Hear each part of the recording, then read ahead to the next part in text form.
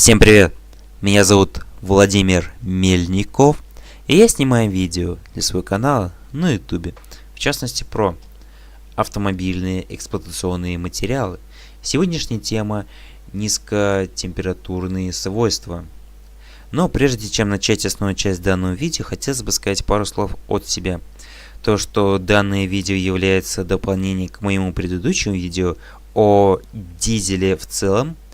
Ну так вот, продолжим эту тему поподробнее. Температурное застывание. Да, встречается такое понятие, как низкотемпературные свойства дизеля и так далее. И вот я привожу пример таких терминов, которые очень часто встречаются. Это термин летнее, зимнее и арктическое. Что такое летнее? Имеется в виду дизельное летнее топливо. Оно применяется, соответственно, летом, то есть в плюсовой температуре, то есть от нуля и до плюс бесконечности, скажем так, и также допускается, по крайней мере, до минус 10.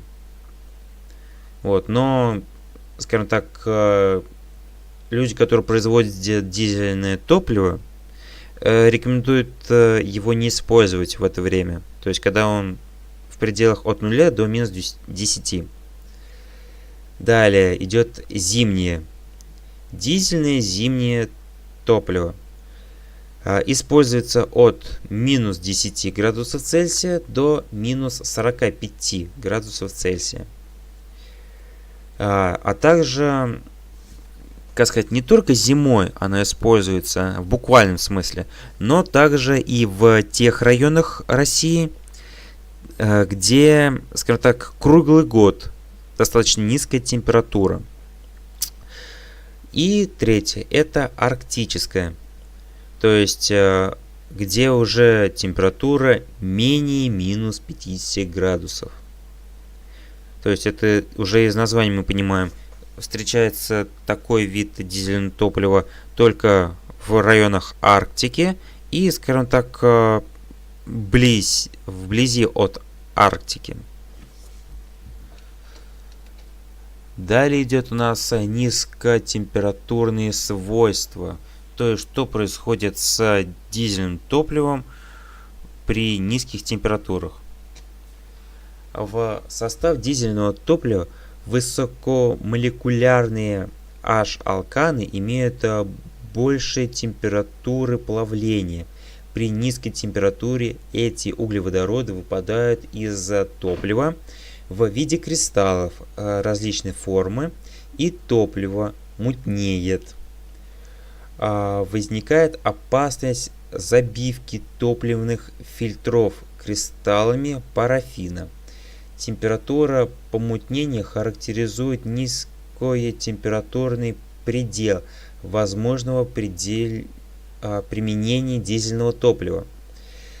При дальнейшем охлаждении помутненного топлива кристаллы парафинов сращиваются между собой, образуют пространственную решетку, и топливо теряет текучесть. Ну, то есть, проще говоря, теряет свою техническую жидкость. В фигуральном смысле становится водой, то есть бесполезной. Для ориентировочного определения возможных условий применения топлива используют условную величину температурного застывания. Для улучшения температурных свойств дизельного топлива применяют облегченный фракционный состав, карбонидную депарафинизацию, целитную или аталитическую депарафинизацию и депрессорные присадки. Ну, что такое присадки, я уже говорил в одном из своих предыдущих видео. Ссылки соответствующие будут в описании. Вот. Ну а теперь что же я прочел, что это за научные термины и, в общем, что такое простыми словами.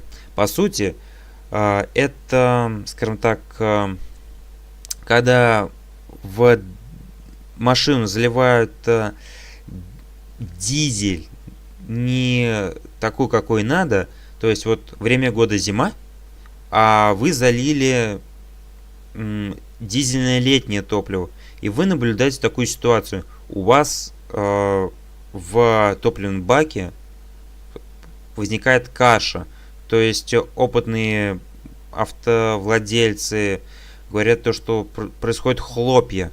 Так вот, это из самого дизельного топлива выпадают частички, атомные частички, и образуются в кристаллы, кристаллические решетки, и просто, простыми словами, становятся хлопьями. Вот, и он становится негоден. То есть дизельное топливо теряет свое техническое предназначение, и оно становится бесполезным. Поэтому я хочу сказать, когда вы будете на АЗС, то есть автозаправочной станции, вот, будьте внимательны, уточняйте, узнавайте заранее, заблаговременно, чтобы ваш автомобиль, двигатель функционировал нормально. Конечно, многие скажут, это, как сказать, не угадаешь и так далее. Да, я с вами согласен, но просто будьте внимательны.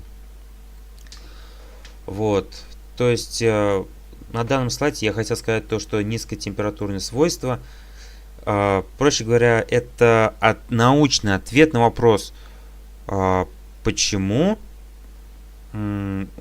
вы заливаете дизельное топливо, а у вас хлопья. Это может быть из-за того, что вы залили дизельное летнее топливо. Вот, простыми словами. И вот, собственно, как это выглядит визуально. Также прошу обратить внимание на фильтр. То, что он достаточно быстро становится, скажем так, черным. Также это коррозионная активность. Во-первых, что такое коррозия? Это разрушение металла. То есть сперва понижение его качества, а потом и полностью разрушение металла. Ну так будет правильно. И дизельное топливо одно из видов, из-за чего происходит коррозия металла в самом двигателе. Рассмотрим этот вопрос поподробнее. Коррозионная активность зависит от соединения в топливе коррозии агрессии кислородных и сероорганических соединений. Это нефтяные кислоты, серый и сероводород, сокращенно СВ. Она оценивается содержанием общей серы не более 0,2 до 0,05. Меркаоптановые серы не более 0,01%. Сероводород в этом случае отсутствует. Далее водородорастворимых кислот и щелочей отсутствует. Кислотность не более 5 мг на 100 грамм топлива. Испытание на медной пластине. Для борьбы с коррозионностью износа деталей дизеля выпускают малосерное топливо и добавляют к нему различные присадки. Ну, что такое присадки, я уже рассказывал в одном из своих видео, ссылки, соответственно, будут в описании. Но и все-таки преимущество дизельного двигателя ДВС, двигателя внутреннего сгорания. имеется в виду преимущество над бензином, над бензиновым двигателем. И первый из них это на 30-35% менее расходуется топливо. Опять-таки, прошу обратить ваше внимание, если вы ухаживаете за своим двигателем. Вот, а не то, что вот это универсальное. Нет, все имеет свою взаимосвязь. Если вы хотите даже еще больше того, чтобы у вас топливо было, ну, то есть меньше всего уходило, ухаживайте за своим двигателем. Даже лишний раз его просто от нечего делать помойте.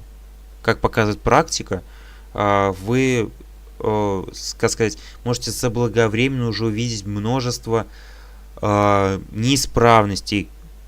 Хотя вы просто помыли двигатель. Вот, далее. Более устойчивые в работе. Допускаются большие перегрузки. Конечно, по сравнению с бензином это, конечно, хорошо, но тем не менее злоупотреблять этим не надо. Потому что ничто не вечно. Рано или поздно вам это аукнется. Вернее, как аукнется, так и откликнется. Далее. Нет детонационного горения. То есть нет свечки. Если в бензиновом двигателе есть свеча зажигания, то там нет, там идет самовоспламенение. Вот, менее пожароопасен. Ну, честно говоря, я это затрудняюсь сказать. Лично своими глазами я еще такого не наблюдал, чтобы тот или иной двигатель воспламенялся. И хорошо, что этого не знаю. Далее, это выхлопные газы, менее токсичны. Ну, это я сам не проверял. Далее, это возможность использовать топливо с различной испаряемостью. То есть, если бензиновый двигатель может ездить на 92-м, 95-м, 98-м, да, то, скажем так, дизель тоже может ездить на летнем, зимнем и арктическом топливе, но у него зависимость от времени года. Вот и все. А бензиновый, он может ездить, захочешь на 92-м, захочешь на 95-м, хочешь вообще на 98-м катайся, или вообще на какой-нибудь АИ-100. Вот. И причем все это круглый год. Вопрос не в этом, вопрос уже в экономику упирается. А вот в случае с дизельным зависит не только от экономики, но еще и зависит от времени года. Вот. Так что, на мой взгляд, это, я уже говорю, субъективный свой взгляд, дизель в этом плане уже уступает. Прошу обратить на это внимание. Но и, как сказать, ложку дегтя в бочку с медом. Это недостатки дизельного двигателя. То есть ничего нет универсального, даже двигателя. В чем-то хорош бензиновый двигатель, в чем-то хорош дизельный и так далее. Так вот, у дизельного двигателя в этом случае есть три, скажем так, относительных недостатка. Первый из них это более удельная масса. То есть, если бензиновый двигатель, я вот сам, конечно, не взвешивал, но чисто так на глаз, да, возьмем какую-нибудь классику или там какую-нибудь переднеприводную, там какую-нибудь 8-ку, 9-ку, 99-ку и так далее. У него двигатель весит в сборе, условно, 100 килограмм. Вот так, на класс. А дизель, он весит все 150, а то и 200. Вот, но опять-таки на глаз. Далее, он менее быстроходен. Да, это правда. Это даже можно увидеть невооруженным глазом. Вот, можно забить любой вопрос в интернете, там, в Ютубе и так далее. Вам выдаст то, что бензиновый двигатель на короткой дистанции, он быстрее, чем дизель. Вот, но, как сказать, конечно, можно заточить дизельные двигатели на короткую дистанцию, но это уже считается уже как тюнинг. А все обычные дизельные двигателя, они менее быстроходные. Вот стоковые. При стандартной сборке имеется в виду. И третье. Это трудности при запуске в зимнее время. Ну, опять-таки, о чем я говорил на на втором слайде. То, что будьте внимательны с дизельным топливом, чтобы у вас не было этих хлопий.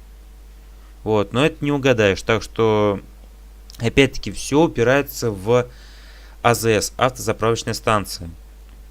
Вот, если есть желание, то, как сказать, я могу создать видео как раз на эту тему, чтобы, как-то более поподробнее поговорить об этом. Ну, опять-таки, все зависит от вашего желания. Вот, на этом все, что я хотел рассказать. Поэтому на этом все. Всем спасибо. Так что не забывайте, пожалуйста, подписываться на мой канал, на мой первый канал. Я открыл еще свой второй канал, но там я рассказываю маленечко, как сказать, уже не о нудных лекциях, да, а просто на свободную тему. Хочу, так сказать, с вами, со своими подписчиками держать связь. Вот, чтобы вы говорили, какие у меня ошибки, над чем мне надо работать и так далее. То есть, чтобы я, старался, как-то развивал свой канал и, чтобы вам было интереснее. Также пишите свои комментарии, что сюда под видео, что на мой второй канал и в другие соцсети. Также не забывайте, пожалуйста, поставить лайк этому видео. Это будет для меня очень приятно. Также, пожалуйста, не забудьте поставить себе колокольчик, чтобы не пропускать мои новые видео. А также добавляйте ко мне в различные соцсети. Будем держать, так сказать, взаимосвязь. Также, пожалуйста, обращайте внимание на мои подсказки. В любом из видео я пишу, спрашиваю, интересуюсь у вас, что вам интересно и так далее. На этом все. Всем пока, всего хорошего и до новых встреч!